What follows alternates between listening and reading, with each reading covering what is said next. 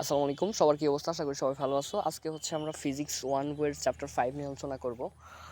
তো চলো আমরা শুরু করে দিই। এই অধ্যায় মূলত আমরা বল নিয়ে পড়বো এবং নিউটনের যে বলের ওপর নিউটনের 3টা সূত্র আছে, এই 3টা সূত্রর বেসিস করে যে জিনিসপত্রগুলো হয় সেগুলো নিয়ে আমরা পড়বো। আচ্ছা, তো চলো প্রথমেই আমরা নিউটনের সূত্রগুলো একটু দেখে নিই। নিউটনের আমরা জানি যে নিউটন বলবিদ্যার উপরে 3টা সূত্র দিছে। এই 3টা সূত্র প্রথম সূত্র বাহ্যিক বল প্রয়োগে বস্তুর অবস্থান পরিবর্তন করতে বাধ্য না করলে স্থির বস্তু চিরকাল স্থির থাকবে এবং গতিশীল বস্তু চিরকাল সমবেগে সরল পথে চলতে থাকবে। অর্থাৎ এটা আমি যদি সহজ করে বলি যে বাহ্যিক কোনো বল যদি আমরা প্রয়োগ না করি, একটা বস্তুর উপরে যদি আমরা কোনো বাহির থেকে কোনো বল প্রয়োগ না করি, তাহলে ওই বস্তুটা চিরকাল যদি স্থির থাকে তাহলে চিরকাল স্থিরই থাকবে। আর যদি বস্তুটা গতিশীল থাকে, তাহলে ওই বস্তুটা যদি আমি বাহ্যিক বল প্রয়োগ না করি তাহলে সারা জীবন সে ওই গতিতে চলতেই থাকবে, তাই না? এটা তার প্রথম সূত্র। তার মানে যদি একটা স্থির অবজেক্ট থাকে, মনে করো একটা স্থির ফুটবল আছে, এটাতে আমি কোনো শট দিলাম না, লাথি দিলাম না, তাহলে কি ফুটবলটা চলবে? ফুটবলটা চলবে না, ফুটবলটাও এখানে স্থিরই থাকবে সারা জীবন, ঠিক আছে? আবার সেম চলন্ত একটা ফুটবল বা চলন্ত একটা গাড়িকে যদি আমি বাহ্যিক বল প্রয়োগ না করি, তাহলে ওইটা সারা জীবন ওইভাবেই ওই সেম গতিতে চলতে থাকবে। এখন কথাটা যে এই কথার মানে কি, আদি ব্যাগ এবং শেষ ব্যাগ সবসময় সমান থাকবে, তাই না? ব্যাগের কোনো পরিবর্তন হবে না। আচ্ছা, এটা কি বাস্তবে হয়? এটা কিন্তু হয় না। যে একটা গতিশীল বস্তু আস্তে আস্তে কিন্তু থেমে যায়। এটা কেন থেমে যাচ্ছে? ওই যে ঘর্ষণ আছে, যে ঘর্ষণ যে একটা বল, সে কিন্তু এখানে একটা কন্ডিশন দিয়ে দিয়েছে। কন্ডিশন কি, বাহ্যিক কোনো বল প্রয়োগ না করলে, ঠিক আছে? ওই যে বাহ্যিক বলের প্রয়োগ না করার ঘর্ষণ যদি তুমি উঠাই দিতে পারো, তাহলে কিন্তু এটা সারা জীবন স্থির চলতেই থাকবে। আচ্ছা, তৃতীয় সূত্র কি, বস্তুর ভরবেগের পরিবর্তনের হার তার উপর প্রযুক্ত বলের সমানুপাতিক এবং ভরবেগের পরিবর্তন বস্তুর বলের দিকে ঘটে, ঠিক আছে? এরপরে দ্বিতীয় সূত্রটা কি, বস্তুর যে ভরবেগের পরিবর্তনের হার আছে, অর্থাৎ ভরবেগের যে পরিবর্তন হবে, এটা প্রযুক্ত বলের সমানুপাতিক। অর্থাৎ তুমি যত বেশি বল দিবা, বস্তুর ভরবেগের পরিবর্তনের হারটা তত বেশি হবে, তত দ্রুত বস্তুর ভরবেগ পরিবর্তন হবে। এবং যত কম বল দিবা, সমানুপাতিক মানে কি, বেশি দিলে বেশি, কম দিলে কম, যত কম বল প্রয়োগ করবা তত কি, ভরবেগের পরিবর্তন হারটা তত কম হবে। এবং এটা কোন দিকে হবে? তুমি যেই দিক থেকে বল দিতেছো ঠিক সেই দিকে ভরবেগের পরিবর্তন হবে, ঠিক আছে? মনে করো এখন একটা স্থির ঠেলাগাড়ি আছে। একটা স্থির ঠেলাগাড়িকে তুমি যদি এক ঝনে ধাক্কা দাও, তাহলে যতটুকু দূরে যাবে বা জোরে যাবে, এই সেম স্থির ঠেলাগাড়িকে যদি 5 জন মিলে আমরা ধাক্কা দিই, তাহলে কি এর থেকে বেশি দ্রুত সে গতিশীল হবে না? এটাই সে বলছে, যে বস্তুর ভরবেগের পরিবর্তনের হারটা কি, তার উপর প্রযুক্ত বলের সমানুপাতিক। অর্থাৎ বল বেশি হইলে ভরবেগের পরিবর্তনটাও বেশি, কম হইলে ভরবেগের পরিবর্তনটাও কম। তৃতীয় সূত্র, এটা খুবই মোস্টলি কমন ইউজ সূত্র। প্রত্যেক ক্রিয়ারই একটি সমান এবং বিপরীতমুখী প্রতিক্রিয়া বল আছে। অর্থাৎ প্রত্যেকটা ক্রিয়ারই কি একটা সমান এবং বিপরীতমুখী প্রতিক্রিয়া বল আছে। তুমি যা ক্রিয়া করবা, যার উপর ক্রিয়া করতেছো বা যেই অবজেক্টের উপর ক্রিয়া করতেছো, সেও তোমাকে সমান পরিমাণ একটা প্রতিক্রিয়া দিবে। অর্থাৎ তুমি যদি একটা দেয়ালকে ধাক্কা দাও, ওই দেয়ালও কি তোমাকে পেছন দিকে কি একটা ধাক্কা দিবে। এই যে ধাক্কার মানটা কি হবে, সমান। তুমি যতটুকু ভাবে দিছো, ও কি ঠিক সেম বল নিয়ে তোমার আরেকটা ধাক্কা দিবে, এবং এটা কি বিপরীতমুখী হবে। তুমি ধাক্কা দিতেছো কি দেওয়াল, মনে করো সামনের দিকে, দেওয়াল তোমার পেছন দিকে ধাক্কা দেবে। সেম রকেট যেই সাইন্সে চলে, রকেট কি করে, রকেট থেকে যখন জ্বালানি পুড়ে তখন কি একটা থ্রাস্ট নিচের দিকে পড়ে, এবং ওই থ্রাস্টের কারণে নিচের থেকে ভূমি কি করে, রকেটকে উপর দিকে একটা পুশ দেয়, ঠিক আছে? এই নিউটনের তৃতীয় সূত্র আর কি। তো এইখান থেকে বেসিক্যালি আমাদের দুইটা রচনামূলক আসে। একটা দেখা যে P is equal to M F, আবার এটা সেমভাবে এইভাবে আসতে পারে, F is equal to M F. P is equal to M F দেখে ভয় পাও না। পি মানে ভরবেগ, এম মানে ভর, আর এফ ব্যাক, হ্যাঁ, ত্বরণ আর কি। সরি, আমি ভুল বলছি। F is equal to M A, ঠিক আছে? এফ মানে কি বল, এম মানে কি ভর, আর এ ত্বরণ। এই সেম প্রমাণটা অনেক জায়গায় অনেক বইয়ে P is equal to M F লেখছে। অর্থাৎ এ যে জিনিস, এফ সেই একই জিনিস, এফ যে জিনিস, এ সেই একই জিনিস, ঠিক আছে? ভয় পাও না আর কি। এই F is equal to M F আসতে পারে, আবার P is equal to M F আসতে পারে। এফ মানে ত্বরণ, আবার এ মানেও ত্বরণ। কোনো কোনো বইয়ে এ কে ত্বরণ হিসাবে ধরছে, কোনো কোনো বইয়ে এফ কে ত্বরণ হিসাবে ধরছে। আবার এই যে এই বড় হাতের এফ যে আছে, হ্যাঁ, এই যে এফ, এফ মানে হইতেছে বল, আবার এই বল দিয়ে পি দ্বারাও প্রকাশ করা হয়, ঠিক আছে? সো যেটাই আসে আমরা ওইটাই অ্যান্সার করতে পারবো, এটা নিয়ে সমস্যা নেই। আরেকটা ভরবেগের নিত্যতার সূত্রের প্রমাণটা আমাদের এখানে প্রমাণ করতে হবে। এগুলো সবগুলো সূত্র তোমরা 9 10-এ পড়ছো। এখন এই সূত্রগুলো কই থেকে আসছে, কীভাবে আসছে, এটারই আমরা প্রমাণ করব, ঠিক আছে? তো এই সূত্র তিনটা একটু মাথায় রেখো, তাহলে এই সূত্রের উপরে বেসিস করে আমরা নেক্সট কাজ করব। তো প্রথমে আমরা রচনামূলক 4 পড়বো। রচনামূলক 4 কোনটা ছিল? ওই যে P is equal to M F, এটার প্রমাণটা। হ্যাঁ, রচনামূলক 4 ছিল কোনটা? P is equal to M F, যেটা ওটার প্রমাণটা ছিল। তো আমরা ওইটা আগে পড়বো। তো দেখো, এখান থেকে আমরা দেখো এখানে কি লিখছি না লিখছি সেটা পরের কথা, মনে করি দুইটা বস্তু আছে, একটা বস্তু আছে এম ভরের একটা বস্তু আছে। এম ভরের বস্তুটা প্রথমে মনে করো স্থির, মনে করো প্রথমে হইতেছে স্থির ছিল। তারপরে আমি কি করলাম, পি নামে একটা বল দিয়ে সাথে ধাক্কা দিলাম, ঠিক আছে। পি নামক একটা বল দিয়ে কী করলাম, তার ধাক্কা দিলাম।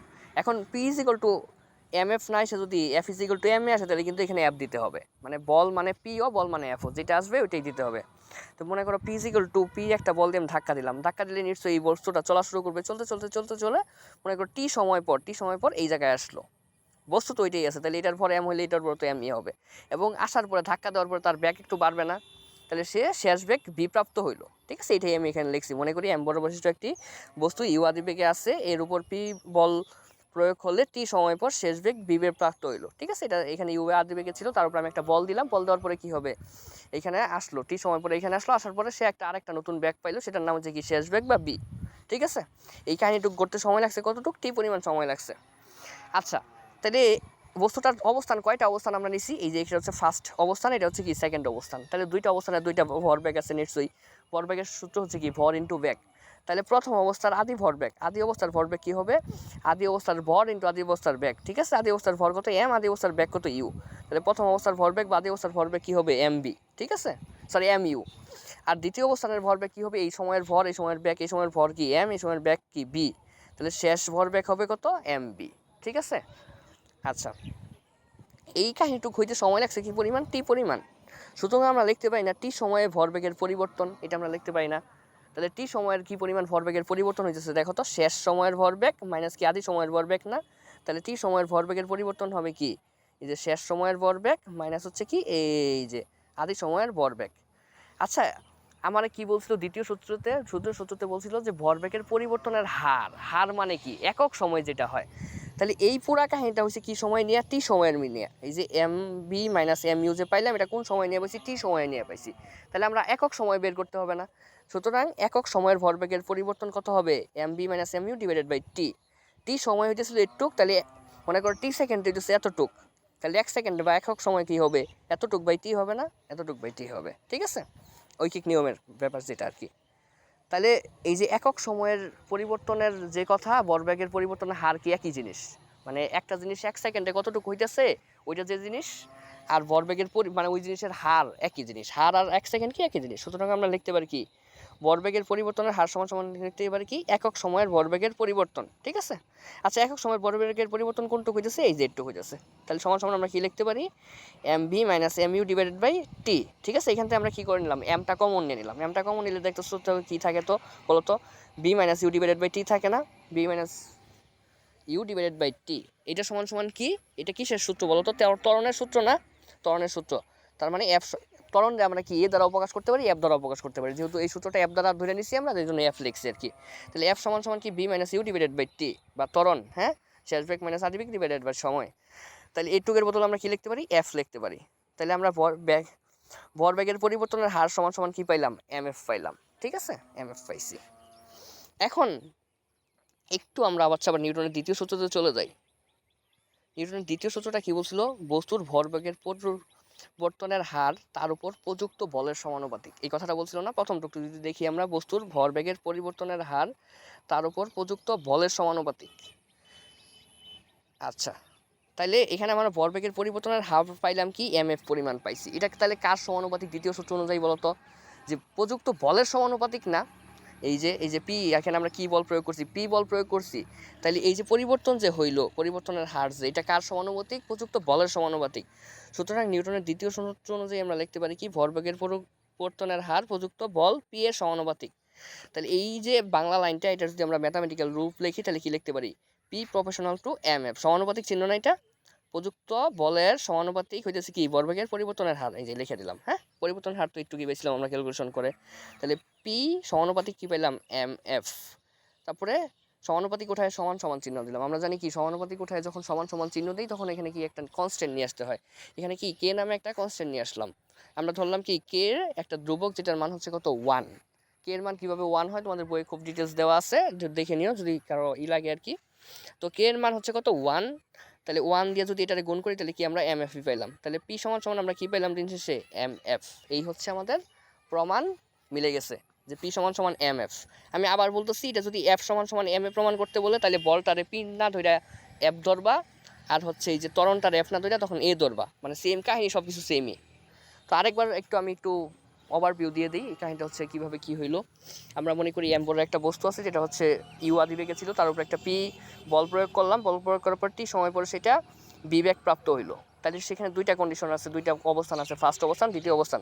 তাহলে প্রথম অবস্থার ভরবেগ কত হবে এম ইউ, দ্বিতীয় অবস্থার ভরবেগ কত হবে এম বি। এই যে এম ইউ আর এম বি, তাহলে এই সময় কতটুকু সময় এই ভরবেগ পরিবর্তন হয়েছে টি সময়, তাহলে টি সময় ভরবেগের পরিবর্তন কী হবে শেষ ভরবেগ মাইনাস আদি ভরবেগ।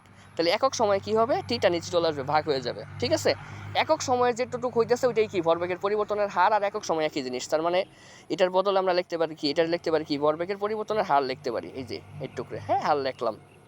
এখান থেকে এম কমন নিলাম, এম কমন নিলে এইটুকু কী হইলো এফ এর সূত্র হয়ে গেছে, তার মানে কি এম এফ লিখলাম। আবার দ্বিতীয় সূত্র অনুযায়ী কি, এই যে ভরবেগের এটা কি পাইলাম আমরা, ভরবেগের পরিবর্তনের হার পাইলাম না। নিউটনের দ্বিতীয় সূত্র অনুযায়ী কি ভরবেগের পরিবর্তনের হারটা কার সমানুপাতিক, প্রযুক্ত বলের সমানুপাতিক। তার মানে প্রযুক্ত বলে কি ধরছিলাম পি ধরছিলাম, তার মানে আমরা সেটা অনুযায়ী লিখতে পারি কি, সুতরাং পি প্রপোর্শনাল টু কি এম এফ লিখতে পারি। ঠিক আছে, তো এই প্রপোর্শনাল চিহ্ন উঠাই দিয়া বা সমানুপাতিক উঠাই দিলে কি একটা ধ্রুবক নিয়ে আসতে হয়, কে নামে একটা ধ্রুবক নিয়ে আসলাম, কে এর মান কত 1, 1 দিয়ে গুণ করলে পি সমান সমান কি এম এফ। তো এইটুকুই হচ্ছে আমার আনসার। একটু দাঁড়াও, একটু কথা আছে, এখন এই কোশ্চেনটা একটু অন্যভাবে আসে মাঝে মাঝে, একটু দেখাই। দেখো, যদি পি সমান সমান এম এফ হয় কোনো সমস্যা নাই, কিন্তু তোমাকে যদি একটু লেয়াজ অ্যাড করে দেয়, এই যে এইরকমভাবে যদি আসে, নিউটনের গতির দ্বিতীয় সূত্র হতে প্রমাণ করো যে এফ ইজিক্যাল টু এম এ বা পি সমান সমান এম এফ, তা থেকে নিউটনের গতির প্রথম সূত্র প্রতিপাদন করো। এই যে একটু কথা যদি অ্যাড করে দেয় যে এই যে সূত্রটা তুমি যে ভাই বানাইলা, এটা থেকে তুমি দেখাও যে নিউটনের প্রথম সূত্রটা ঠিক আছে। যে প্রথম সূত্র কি বলছিল, যে বস্তুর উপর যদি আমি বল প্রয়োগ না করি তাহলে কি বস্তুটা চিরজীবন কি একই গতিতে চলতে থাকবে, অর্থাৎ গতির কোনো পরিবর্তন হবে না, এটা একটু প্রমাণ করে দেখাও। এইটুক যদি আসে, বা এটাও তোমার সংক্ষিপ্ত হিসেবে আলাদা করে আসতে পারে। ঠিক আছে, এটা সংক্ষিপ্ত হিসাবে তোমার আলাদাও আসতে পারে বা এটার সাথে অ্যাড করে আসতে পারে, তাইলে আরেকটু কয়টা লাইন করতে হবে। ঠিক আছে, আচ্ছা, তাহলে নিউটনের প্রথম সূত্র অনুসারে বাহ্যিক বল পি সমান সমান 0 হলে, নিউটনের প্রথম সূত্র কি ছিল, প্রথম সূত্র ছিল যে বাহ্যিক কোনো বল প্রয়োগ না হলে বস্তু চিরকাল একই গতিতে চলতে থাকবে, স্থির বস্তু স্থিরই থাকবে, গতিশীল বস্তু সেম গতিতে চলতে থাকবে, মানে স্থির থাকুক আর সেম গতিতে চলতে থাকুক, তার গতি সবসময় একই থাকবে। ঠিক আছে, আচ্ছা, তাইলে নিউটনের প্রথম সূত্র অনুযায়ী কিসের একটা কন্ডিশন দিছিল যে বাহ্যিক বল 0 হইতে হবে, তার মানে পি সমান সমান কত হইতে হবে, অর্থাৎ বল সমান সমান কত হইতে হবে 0 হইতে হবে। ঠিক আছে, আচ্ছা, আমরা পি সমান সমান কি পাইছি দ্বিতীয় সূত্র থেকে প্রমাণ করে, পি সমান সমান এম এফ পাইছি না, এটাই লিখলাম, পি সমান সমান এম এফ পাইছি। আচ্ছা, প্রথম সূত্র অনুযায়ী কি পি এর মান 0 না, তাহলে এটা 0 লিখে দিলাম। ঠিক আছে, এখন এম এফ সমান সমান আমরা ভাঙা এবার কি লিখতে পারি, এটা লিখতে পারি না, B minus U divided by T, এই যে এফ এর জায়গায় এটা লিখলাম B minus U divided by T. এখন দেখো তো, এই যে টিটা 0-র সাথে যদি আর গুণ করে দিই তাহলে কত হবে, 0ই হবে, আর এখানে থাকবে কত M into B minus U, M into B minus U, এটা এই পাশে নিয়ে এসে বললাম, 0টার পাশে নিয়ে এসে বললাম। তারপরে আবার দেখো কি, এই এমটা এর সাথে গুণ অবস্থায় আছে, এই পাশে আসলে কি 0-র সাথে ভাগ হবে, 0-র সাথে এম ভাগ করলে কত 0ই হবে, তাহলে দিন শেষে রইল কত বি মাইনাস ইউ সমান সমান 0। তাহলে এটার ইউটার এই পাশে পাঠাইলে প্লাস ইউ হয়ে যাবে, তাহলে বি সমান সমান কত হইলো, ইউ হইলো। এখান থেকে আমরা কি বুঝতেছি, যে ইউ আর বি আসলে একই জিনিস, তার মানে কি দুইটা গতি একই, আদি বেগ আর শেষ বেগ কি একই জিনিস। এটাই তো নিউটনের প্রথম সূত্র বলছিল যে দুই সময়ই কি বেগ সমান থাকবে যদি বাহ্যিক বল প্রয়োগ না করি, তাহলে মানে কি দ্বিতীয় সূত্র থেকে আমাদের প্রথম সূত্র প্রমাণ হয়ে গেল। ঠিক আছে, আশা করি সবাই বুঝতে পারছো। তো হচ্ছে আমরা চলো হচ্ছে এখন নেক্সট যে 5 নম্বর প্রমাণটা আছে সেইটা হচ্ছে ভরবেগের নিত্যতার সূত্র বর্ণনা প্রমাণ করো। ভরবেগের নিত্যতার সূত্র দিয়ে বিবৃত করো, নিত্যতার সূত্র লেখো এবং বস্তুর ক্ষেত্রে প্রমাণ করো, মানে ভরবেগের নিত্যতার সূত্র কথাটা উল্লেখ থাকবে আর কি, এটা প্রমাণ করতে হবে। তো চলো হচ্ছে আমরা এটা করে ফেলি, ছোট একদম বাট ইম্পর্টেন্ট। ঠিক আছে, আচ্ছা, তো প্রথমে এখানে আমরা একটু জুম করে নেই, এটা হচ্ছে বই থেকে আমি সরাসরি উঠাই দিচ্ছি, আর লিখতে মন চাচ্ছিল না। তো এখানে কী হয়েছে আগে কাহিনীটা আমার মতো বলি, তারপরে তোমাদের বাংলা লাইন মুখস্থ করতে হবে না, কাহিনী বুঝলে আপনি লিখতে পারবা। দেখো, মনে করো দুইটা বস্তু আছে, M1 এবং M2 ভরের দুইটা বস্তু আছে, দুইটা বস্তুই মনে করো একদিকে চলতেছে, এদিক থেকে এদিকে যাচ্ছে। তো এদিক থেকে এদিকে যাচ্ছে যে এখন পিছনের বস্তুটার গতি একটু বেশি, প্রথম বস্তুটার গতি একটু কম, তাহলে চলতে চলতে চলতে চলতে প্রথম বস্তুর গতি যেহেতু কম, পিছনের বস্তুটার গতি যেহেতু বেশি, তাহলে চলতে চলতে কোনো এক সময় পেছনের বস্তুটা যায় প্রথম বস্তুটা ধাক্কা দিবে না, হ্যাঁ ধাক্কা দিল, মনে করো ধাক্কা দিল, ধাক্কা দেওয়ার পরে কি হবে, সামনের যে বস্তুটা ছিল ওইটা তো সামনের দিকে যাইতেই থাকবে, পিছনেরটাও কি ওই সামনের দিকেই যাইতে থাকবে। ঠিক আছে, তাহলে এখানে একটা কাহিনী ঘটলো, দুইটা কাহিনী আছে দেখো এখানে, একটা হচ্ছে ধাক্কা দেওয়ার আগের কাহিনী, একটা হচ্ছে ধাক্কা দেওয়ার পরের কাহিনী। এই যে ভরবেগের সংরক্ষণশীলতার যে নীতি আছে বা কনজারভেটিভ ল যে আছে, এটা আসলে এটাই বলে যে দুইটা কাহিনীর পরেই, দুইটা কাহিনীর ঘটার পরে এবং আগে দুইজনের যে ভরবেগ ছিল, মানে অ্যাক্সিডেন্ট করার আগে প্রথম বস্তুর যে ভরবেগ ছিল, অ্যাক্সিডেন্ট করার পরেও সেম থাকবে। সেম ক্ষেত্রে দ্বিতীয় বস্তুর ক্ষেত্রেও তাম, যে দ্বিতীয় বস্তুর প্রথম অবস্থায় যে ভরবেগ ছিল অ্যাক্সিডেন্ট করার আগে, অ্যাক্সিডেন্ট করার পরেও কি তার ভরবেগ সেম থাকবে। এইটাই হইতেছে সংরক্ষণশীলতা নীতি। ঠিক আছে, এখানে দেখো সুন্দর করে লেখা আছে, তোমরা পড়লেই বুঝতে পারবা। এটা একটু দেখে নিও, সংরক্ষণশীলতা নীতিটা একটু মুখস্থ করে নিও। তো আমি যেটা বললাম কাহিনী, এইটাই হচ্ছে লেখা আছে। মনে করি M1 এবং M2 ভর বিশিষ্ট দুটি বস্তু এ এবং বি অবস্থানে যথাক্রমে U1 এবং U2 বেগে একই সরলরেখা বরাবর চলছে। এদের এই বস্তুর ব্যাগ বি বস্তুর ব্যাগের চেয়ে বেশি, অর্থাৎ পিছনের বস্তুটার ব্যাগ বেশি, U1 is greater than U2। দুটি সময় পর বস্তু দুটির মধ্যে সংঘর্ষ হয় এবং সংঘর্ষের পরে বস্তু দুটি B1 ও B2 ব্যাগে একই সরলরেখা চলতে থাকে। এই যে এটাই কাহিনী। হ্যাঁ, এটার ব্যাগ বেশি, এটার ব্যাগ কম, চলতে চলতে চলতে এক সময় ধাক্কা দিবে, ধাক্কা দেওয়ার পরে কি সামনের দিকে চলতে থাকবে। তখন ধাক্কা দেওয়ার পরে কিন্তু তাদের ব্যাগের পরিবর্তন আসবে, প্রথমটা হয়ে যাবে B1, দ্বিতীয়টা হয়ে যাবে কি B2। এবং এই কাহিনীটুকু ঘটতে সময় লাগছে কি পরিমাণ, T পরিমাণ। ঠিক আছে, আচ্ছা এখন এখানে একটা জিনিস বলে নেই, দেখো যখনই আমরা ভেক্টর রাশি নিয়ে কল্পনা করব, কাজ করব, যে কোনো জায়গায় ভেক্টর বা দিক নিয়ে কাজ করবো, দেখো কিন্তু দিকের ব্যাপার আছে, দিক নিয়ে যখন কাজ করব তখন যে কোনো একটা দিককে পজিটিভ ধরবো, একটা দিককে নেগেটিভ ধরবো। আচ্ছা, কোন দিকের জিনিসপত্র বেশি বলো তো? এইটা এইদিকে, এটা ওই দিকে যাইতেছে, এটা ওই দিকে যাইতেছে, এটা ওই দিকে যাইতেছে, এটা ওই দিকে যাইতেছে, তার মানে এই দিকের বেশি না, যেই দিকে বেশি ওই দিকে আমরা পজিটিভ ধরবো। তাহলে আমাদের ক্যালকুলেশন সহজ হবে। উল্টাটাও তুমি করতে পারো, কোনো সমস্যা নেই, উল্টাটা করলেও মিলবে। কারণ নেগেটিভ জিনিসটা তো আসলে ভেজাইলা জিনিস, তাই না? পজিটিভ হিসাব করতে তো ভুল হয়ে যায়, নেগেটিভ করলে তো আরও ভুল হবে। তার মানে আমরা চেষ্টা করবো আমাদের ক্যালকুলেশনের ভিতরে নেগেটিভ যত কম নিয়ে আসা যায়। তার মানে সব কিছু যেহেতু এদিকে ডিরেকশন বেশি, একমাত্র এইটাই এদিকে ডিরেকশন, তার মানে আমরা এই দিকটারে কি ধরে নিলাম, পজিটিভ। আর তার অপোজিট দিকটা কি, আমরা দিই নেগেটিভ হবে। তাহলে এটা যদি আমরা পজিটিভ ধরি, আর এই দিকটা কি হবে, তাহলে নেগেটিভ হবে।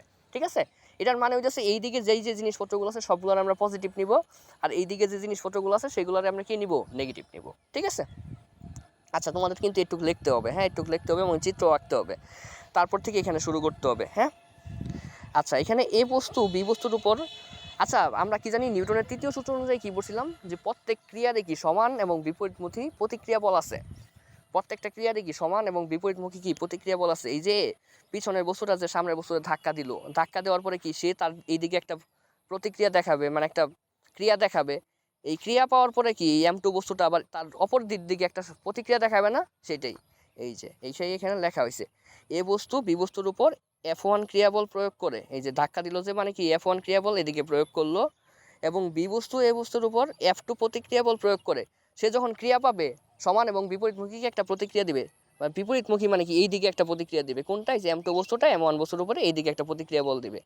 যে এদিকে যে ক্রিয়া বল দিল এটার নাম নিলাম আমরা F1, আর এদিকে যে প্রতিক্রিয়া বল সে দিল ধাক্কা খাওয়ার পরে সেটার নাম নিলাম কি আমরা F2। এটা দিকে দিকে কেন হলো বুঝতে পারছো তো? কারণ কি তৃতীয় সূত্র অনুযায়ী কি সমান এবং বিপরীতমুখী, তার মানে এটা যদি এদিকে দেয় তাহলে বিপরীত কোন দিকে এইদিকে হবে। ঠিক আছে, আচ্ছা তাহলে নিউটনের তৃতীয় সূত্র অনুযায়ী আমরা লিখতে পাই না, নিউটনের তৃতীয় সূত্র কি ছিল, যে ক্রিয়া এবং প্রতিক্রিয়া বল দুইটা কি হবে, সমান হবে। তাহলে F1 সমান সমান আমরা কি লিখতে পারি, F2 লিখতে পারি। এখন এই মাইনাসটা কেন লিখলাম, মাইনাসটা এই জন্যই লিখছি, দেখো F2-র দিকটা কোন দিকে, এদিকে আমরা তো আগেই ধরে নিছি এদিকে সব কিছু পজিটিভ আর এদিকে কি নেগেটিভ, এই জন্য কি এখানে একটা মাইনাস আসলো। আরেকবার বলছি, নিউটনের তৃতীয় সূত্র কি ছিল, ক্রিয়া বল এবং প্রতিক্রিয়া বল সমান হয়। তাহলে ক্রিয়া বল কোনটা, F1 ক্রিয়া বল, প্রতিক্রিয়া বল F2, তাহলে F1 সমান সমান F2, আর মাইনাস কেন হইলো, এইটার দিক কিন্তু এইদিকে, তার জন্য এটা এই দিকটা যেহেতু আমরা মাইনাস ধরে নিয়েছি এই জন্য কি এটা একটা মাইনাস আসছে। ঠিক আছে, এখন F ইজ ইকুয়াল টু কি আমরা জানি MA, একটু আগে প্রমাণ করে আসলাম F is equal two MA। তাহলে এটা F1 হলে এটা কি হবে M1, আর এটা কি হবে A1। F2 হওয়ার জন্য এটা কি হবে M2 into A2। M1 M2 লেখা দিলাম। A মানে কি ত্বরণ, না ত্বরণ মানে কি, কোন জিনিসের ত্বরণ মানে কি, ওই জিনিসের শেষ বেগ মাইনাস আদি বেগ ডিভাইডেড বাই সময়। তাহলে এটা যেহেতু আমরা 1 নিয়ে কাজ করতেছি, তাহলে শেষ বেগ কত হবে, এই যে B1, এই যে B1 প্রাপ্ত হয়েছে শেষ বেগ B1 মাইনাস C1 ডিভাইডেড বাই কি T। ঠিক আছে, তাহলে A2 মানে কি হবে, তাহলে B2 minus U2 divided by T। এখন কথা হইতে পারে, একটা কোশ্চেন আসতে পারে, ভাই এখানে সব জায়গায় 1 বসাইলেন, তাহলে এই T এর জায়গায় 1 দিলেন না কেন, আবার এই জায়গায় 2 বসাইলেন, T এর জায়গায় 2 দিলেন না কেন? এখানে একটু খেয়াল করে দেখো তো, এই যে কাহিনীগুলো হইতে সময় লাগছে কি পরিমাণ, T পরিমাণ না? তাহলে এইটার যে টি, এটার তো সেম টি, মানে দুইজনের ক্ষেত্রে দুইটা তো আসলে এক কাহিনীর ব্যাপার স্যাপার, তার মানে সময় তো টি পরিমাণই লাগছে। এর যদি 5 সেকেন্ড হয় তাহলে এর তো 5 সেকেন্ডই লাগছে, তাহলে এখানে কি T1 আর T2 দেওয়ার কোনো মানে হয় না, দুইটা টি আসলে কি একই জিনিস। ঠিক আছে, পরে আমরা কি করে দিলাম, এই পাশের এই টি আর এই পাশের এই টি কেটে দিতে পারলাম, যেহেতু টি দুইটা একই জিনিস। তাহলে এখানে রইল কি এম ইন্টু b1 মাইনাস ইউ1 সমান সমান কি মাইনাস m2 b2 মাইনাস ইউ2।